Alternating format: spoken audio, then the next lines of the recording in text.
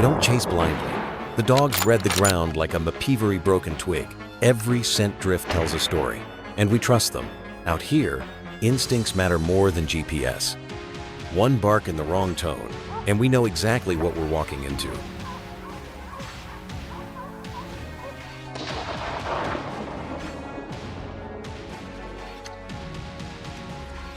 Sometimes you don't see the hog until it's almost on top of you, mud-caked, snarling, and fast. That's when training kicks in. The dogs hold the line. You hold your breath. And in that blur of movement, you pull the trigger before it's too late.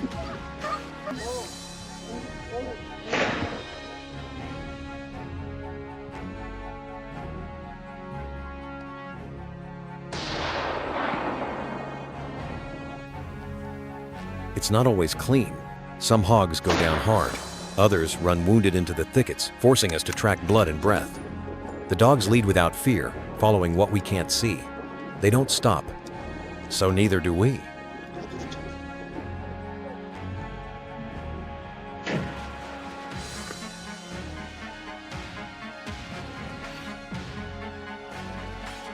You hear it before you see it, the low rumble of a hog refusing to run. That's the dangerous kind, the kind that charges back, the kind that turns the hunter into the hunted. That's why we never walk alone, and we never lower our guard.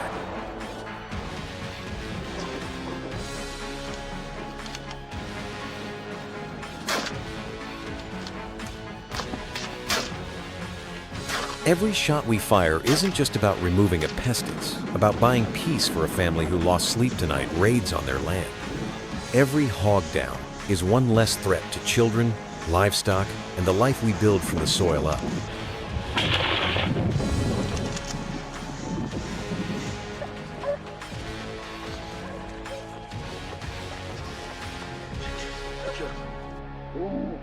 You can feel the weight of the land out here. Every broken fence, every hoof print near a chicken coop, every scared farmer's voice, that's what pushes us forward. The work is hard. The hours are long, but we're out here for them.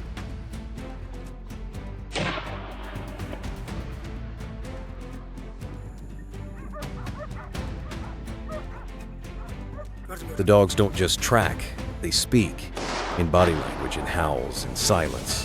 When they tense, we raise rifles. When they bolt, we follow. It's not just about hearing the hunt, it's about understanding it with every step.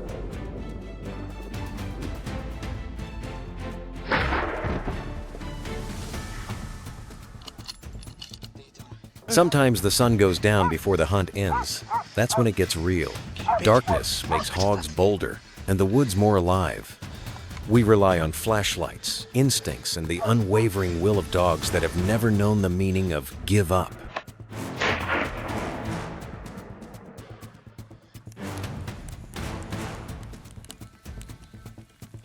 Not every hunt ends with cheers. Some end in silence-torn gear, scratched arms, bruised legs. But even on those days, we win ground. We push the hogs back, even if it's just one step. That step might save someone's entire harvest next season.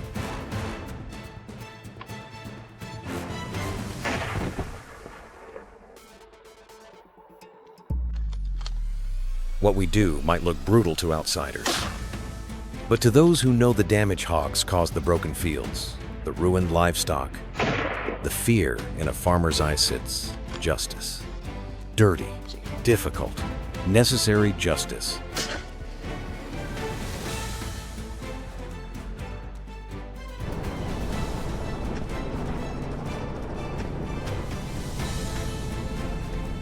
From the moment we lift off, the mission changes. This isn't tracking from the ground, it's domination from the air. We sweep wide, fly low, and deliver justice with precision. From up here, every hog is exposed, every movement is clear, and every second counts.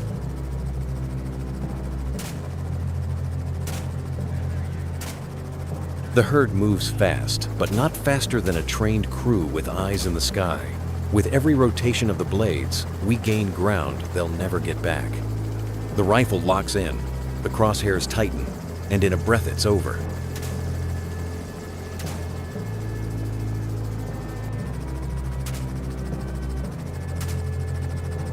From 1,000 feet up, the damage becomes visible. Trenches dug by tusks, crops shredded to nothing. That's why we fly. The devastation starts on the ground, but the solution comes from above with steel, focus, and discipline.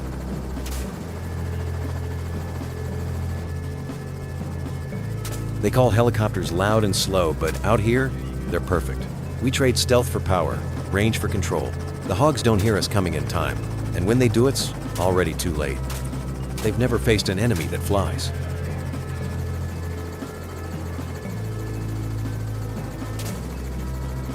The hogs scatter when they hear us, thinking chaos means survival. But we see the whole field. We guide our fire with precision-controlled bursts, exact timing, no wasted shots, no second chances. This is surgical removal at scale.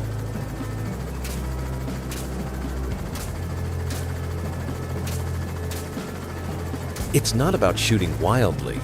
It's about reading movement, understanding terrain, and waiting for that one clean angle. The wind shifts, the boar turns, the gunner breathes sand just like that. Balance is restored to the land below. Every round fired from this bird is a calculated strike. We're not hunting to kill, we're hunting to protect. The farmers below us are counting on this. And every boar that goes down is a crop saved, a fence unbroken, a season redeemed.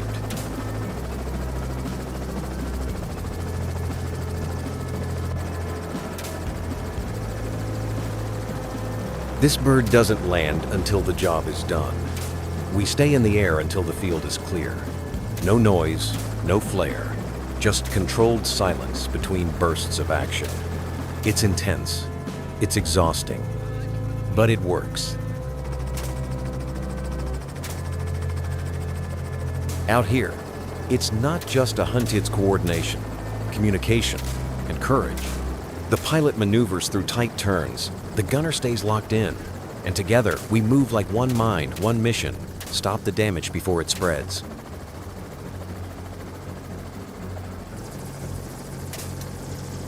The sun sets on a quiet field, no hogs left standing.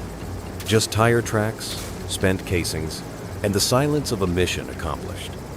From above, we brought back the peace. From the skies, we took control, and will return as many times as it takes.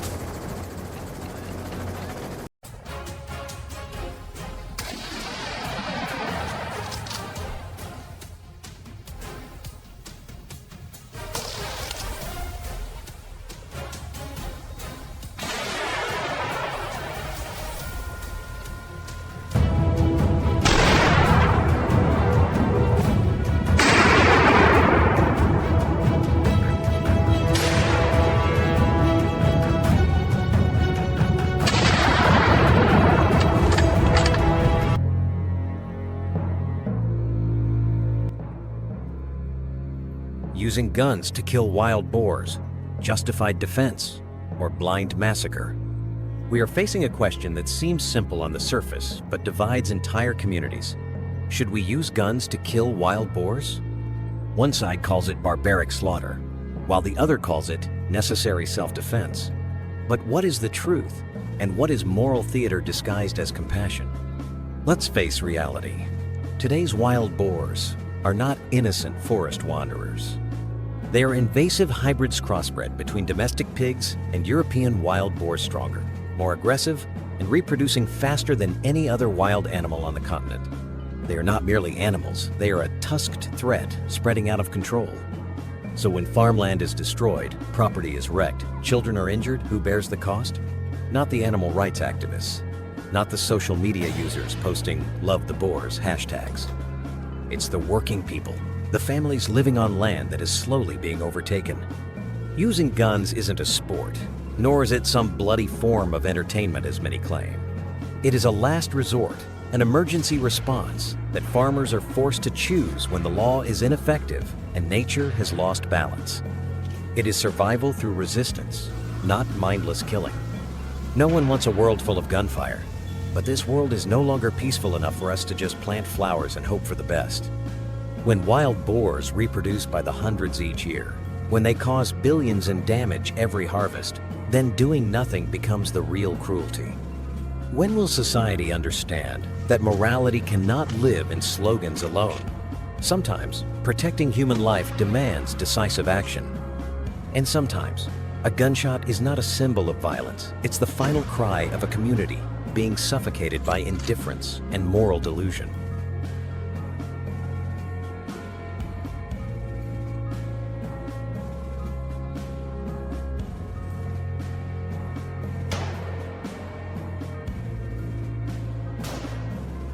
Protecting crops or destroying biodiversity? When a farmer raises his gun to aim at a herd of wild boars tearing through his cornfield, he's not thinking about biodiversity. He's thinking about food, livelihood, and survival. But somewhere, in the air-conditioned office of an environmental research center, someone protests, "Wait, don't shoot! They're part of nature!" And so the debate begins. Does killing wild boars to protect crops mean we're unwittingly destroying the very ecosystem we claim to defend? Animal rights advocates argue that wild boars play a role in the food chain, serving as prey for predators like wolves, bears, and birds of prey. They worry that large-scale extermination will upset the ecological balance, disrupt natural cycles, and ultimately harm the land farmers are trying to preserve. But farmers fire back. Then who will save me when my entire harvest is wiped out overnight? The truth is, nature has changed, and the old ecological rules may no longer apply. When a wild species becomes invasive, destructive, and uncontrollable, is it truly wise to protect it at all costs? Is that just naive idealism helping fuel the destruction?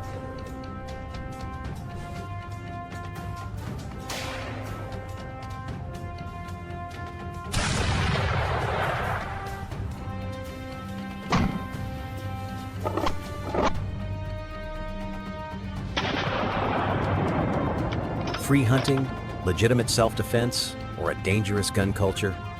As rural communities are overwhelmed by the destruction caused by wild boars, some regions have turned to a bold solution: legalizing year-round hunting of wild pigs with no limits and no permits required. On the surface, it sounds reasonable. Everyone has the right to protect their land, especially when government bureaucracy is too slow to act. But this approach has triggered an immediate backlash from international organizations and citizens concerned about the expansion of civilian gun culture. Critics raise a serious question. If unrestricted hunting is legalized, who will control the consequences? Could this become an excuse for widespread, unregulated firearm ownership? Will forests turn into battlegrounds where anything that moves becomes a target? And what happens when a stray bullet misses a pig and hits an innocent bystander? To farmers living deep in the countryside, these warnings sound like mockery. They respond, "The wild boar doesn't knock on my door. It doesn't ask permission. So why should I have to wait for paperwork to protect my family and crops?" Caught between the fear of gun abuse and the fear of being overrun by wild animals, society finds itself deeply divided. But without real, decisive action, both people and nature risk being consumed by chaos guns remain silent, while the boars never stop multiplying.